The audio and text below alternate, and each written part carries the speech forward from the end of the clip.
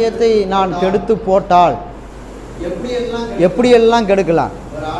ஒரு ஆலயத்தை, இந்த ஆலயத்தை எப்படி வேணாலும் கெடுக்கலாம். சாராயம் குடிச்சும் கெடுக்கலாம், பீடி குடிச்சும் கெடுக்கலாம், அப்புறம்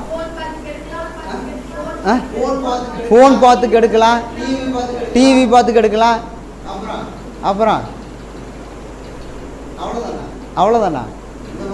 இந்த பக்கம் யாரை சொல்லுங்க, ஏதாவது ஒன்று. எப்படி கெடுக்கலாம்? பொறாம கெடுக்குமா கெடுக்காதா? அது மொத்தமாகவே கெடுத்துரும். எரிச்சல் எரிச்சல் கெடுக்குமா கெடுக்காதுங்களா? அடுத்தது முக்கியமான பாயிண்ட், பிறந்ததுலேருந்து சாகிற வரைக்கும் கூடவே இருக்கிறது கோபம்தான். அந்த கோபம் பாருங்க எல்லாம் பிறந்த குழந்தையிலிருந்து இருக்குது.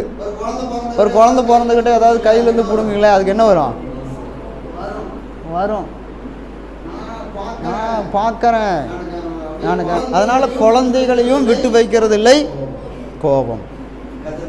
கர்த்தருக்கு ஸ்தோத்திரம். அப்போ நம்ம இந்த உடல் ஆவி ஆத்துமாவை நாம் சேதப்படுத்தினால் ஆண்டவருக்கு பிடிக்காது. இப்போ இருதயத்தை சேதப்படுத்துறது, இருதயம் எப்படியெல்லாம் சேதப்படுத்துகிறாங்க? கவலையினால. இயேசுவை சொல்லியிருக்கிறாரு, நீ என்ன செய்யக்கூடாது? கவலைப்படக்கூடாதுன்னு சொல்லியிருக்கிறார். ஆனால் கவலைப்பட்டு என்ன ஆயிரும்? வியாதி வந்துடும்.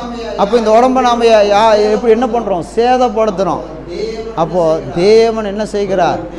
ஒருவன் தேவனுடைய ஆலயத்தை கெடுத்தால் தேவன் அவனை கெடுப்பார்.